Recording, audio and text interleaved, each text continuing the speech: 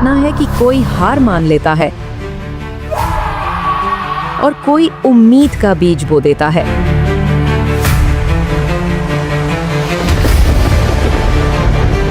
ये कहानी है मारिया की, एक छोटी सी लड़की जिसके पास था सिर्फ विश्वास और दादा के लिखे हुए वचन।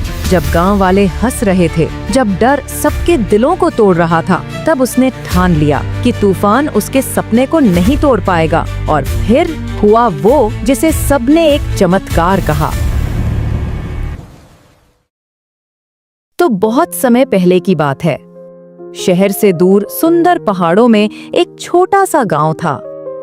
उसी गांव में मारिया नाम की एक लड़की रहती थी। उसके एक दादाजी थे जो कुछ समय पहले ही उसे छोड़कर दुनिया से चले गए थे। मारिया परमेश्वर पर बहुत विश्वास करती थी। वो हमेशा अपने दादाजी के साथ बिताए पल याद करती और भावुक हो जाती। गांव वाले भी अब उससे अच्छे से बात नहीं करते थे।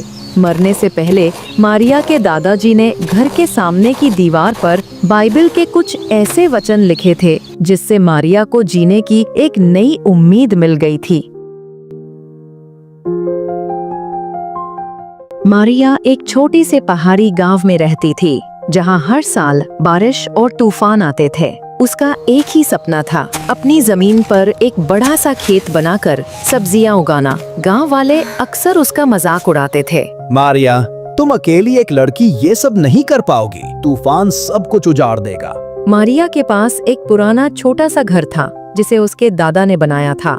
उस घर की एक दीवार पर 3 अलग-अलग बाइबल के वचन लिखे थे जो उसके दादा ने अपने हाथों से लिखे थे।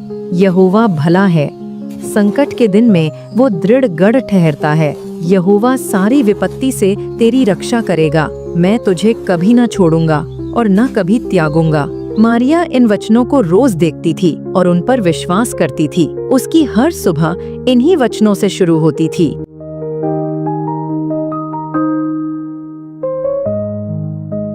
गांव में एक व्यक्ति था जिसका नाम करण था। करण बाहर शहर में काम करके लौटा था। उसने बड़े शहर में बहुत कुछ देखा था, लेकिन उसने विश्वास करना छोड़ दिया था। जब उसने मारिया के सपने के बारे में सुना तो उसने उसका मजाक उड़ाया। देखो, आखिरी बार जब यहाँ तूफान आया था तब यहाँ एक भी झोपड़ी नहीं बची थी। तुम अपने सपनों को छोड़ दो मारिया। लेकिन मारिया ने अपने वचनों पर भरोसा रखा और खेत पर काम करना शुरू कर दिया। उसने मेहनत की, जमीन साफ की और बीज बो दिए।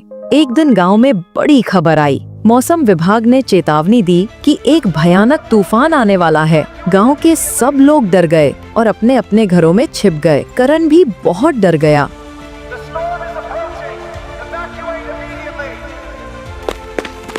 मारिया ने अपने खेत को देखा।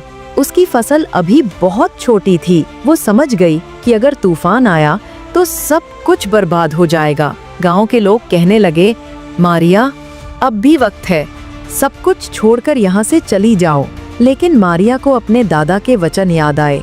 यहोवा भला है, संकट के दिन वो दृढ़ गढ़ ठहरता है। उसने मन ही मन विश्वास किया कि इन वचनों का जरूर कोई मकसद होगा। मारिया ने भी उस खबर को सुना, लेकिन उसके चेहरे पर डर बिल्कुल भी नहीं था, क्योंकि उसे प्रभु यीशु पर पूरा भरोसा था।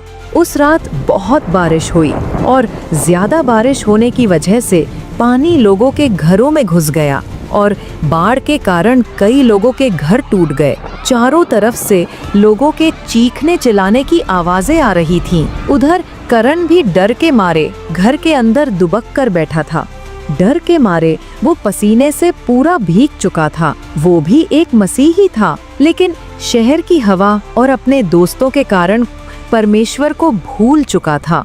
लेकिन आज वो इतना डर चुका था कि उसने प्रभु यीशु से प्रार्थना करनी शुरू कर दी। उधर मारिया भी शांति से अपने घर में बैठी प्रार्थना कर रही थी। जैसे तैसे वो रात गुजरी और अगली सुबह का मंजर तो बिल्कुल ही अलग था। कई लोगों के घर टूट चुके थे और कई घर पानी में डूब चुके थे। मारिया अटूट विश्वास के साथ अपने घर से बाहर निकली और अपने खेतों की तरफ भागी। वहां पहुंचने पर मारिया ने देखा कि बाढ़ के कारण सभी लोगों के खेत और फसलें खराब हो चुकी थीं। लेकिन मारिया के खेत बिल्कुल सुरक्षित थे और उनके आसपास मिट्टी और पत्थरों की दीवारें बन चुकी थीं। जिससे बाढ़ का पानी मरिया के खेतों में नहीं आया और उसकी फसल बच गई। मरिया को प्रभु यीशु पर पूरा भरोसा था और जैसा उसका विश्वास था उसके साथ वैसा ही हुआ। गांव वाले और करण मारिया की ओर दौड़े।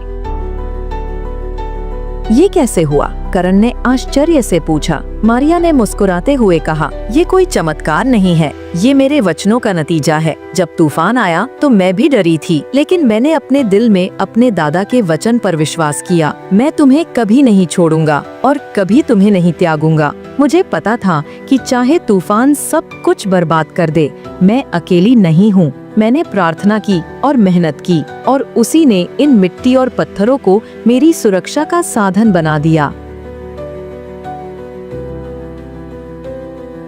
तूफान के दौरान अजीब घटना हुई। गांव के आगे का पुल टूट गया और गांव बाकी दुनिया से कट गया।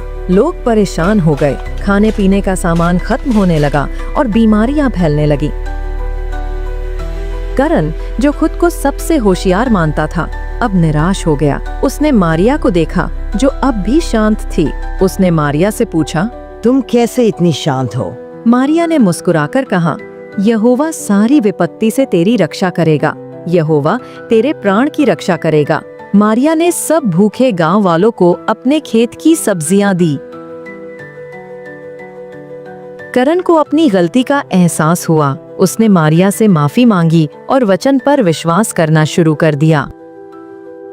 इस कहानी से हमें ये शिक्षा मिलती है कि जब हमारी जिंदगी में तूफान आते हैं, हम अक्सर डर जाते हैं, लेकिन वचन जैसे संकट के दिन यहोवा दृढ़ गढ़ ठहरता है, हमें ये विश्वास देते हैं कि हम अकेले नहीं हैं। जब हम मुश्किलों में भी मेहनत करते हैं और विश्वास रखते हैं, तो वही मुश्किलें और मुसीबतें हमारी सुरक्षा का रास्ता बन जाती हैं, जैसे इस कहानी में मिट्टी और पत्थरों ने किया। असल में वचन केवल बोलने या सुनने के लिए ही नहीं होते, बल्कि जीने के लिए होते हैं। अगर आपको ये वीडियो अच्छा लगा हो तो वीडियो को लाइक और शेयर जरूर करें, और अगर आप इस चैनल पर नए हैं तो चैनल को जरूर सब्सक्राइब करें। और हमारा ये वीडियो कहाँ तक पहुँचा है कमेंट्स में जरूर बताएं। तो मिलते हैं फिर एक नई वीडियो के साथ। तब तक के लिए सबको प्यार भरी जय मसीह की।